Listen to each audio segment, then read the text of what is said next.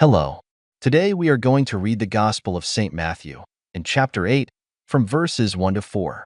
When Jesus came down from the mountain, large crowds followed him.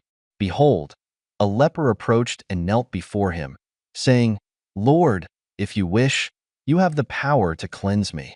Jesus reached out his hand, touched him and said, "I want it, be clean." At the same time the man was healed from leprosy. Then Jesus said to him, "Look, don't say anything to anyone, but go show yourself to the priest, and make the offering that Moses commanded as a testimony to them, word of salvation, glory to you, Lord." St. John Chrysostom wrote, "He did not say, 'If you ask God,' nor 'if you pray,' but 'if you want, you can purify me.' And he did not say, 'Lord, purify me,' but left everything to his discretion and recognized him as God and attributed to him the power to do everything. Although he could purify him with words and will, he applied his hand and touched to him as follows. And Jesus stretched out his hand and touched him, to show that he was not subject to any law and that, being clean, he did not there was nothing unclean for him. Elisha, observing what the law says, did not go out and touch Naaman, but sent him to the Jordan to wash there.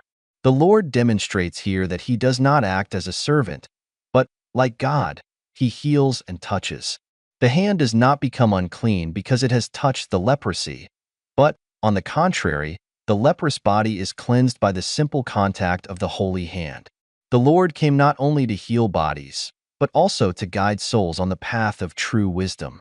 Just as he no longer prohibited eating before washing his hands, he also teaches here that it is advisable to fear only leprosy of the soul, which is sin, because leprosy of the body does not serve as an impediment to the practice of virtue. When Jesus healed the body of the leper, he commanded him not to tell this to anyone, and then continued, "And Jesus said to him, 'See, tell this to no one.'" Some say that he sent this to him so that they would not speak ill of his healing, which is said without foundation. He did not heal him in such a way that there was any doubt about his healing, but he orders him not to tell anyone, teaching him not to love ostentation or honor.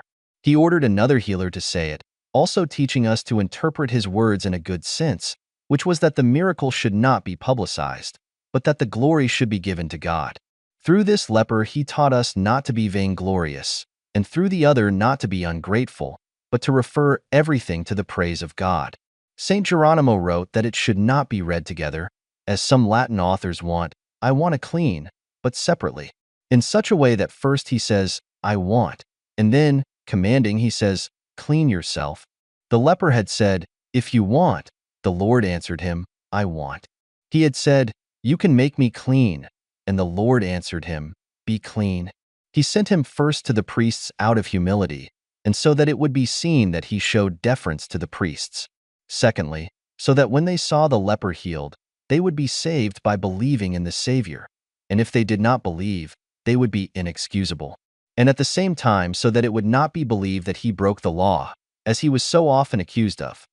Finally, St. Augustine wrote that St. Luke also mentions the healing of this leper, although not in the same way, but as someone who tells something usually does, who first omits some things, and then remembers them, cites them, although going back, as often happens in the things inspired by God, which, first known, are written down later when they are remembered.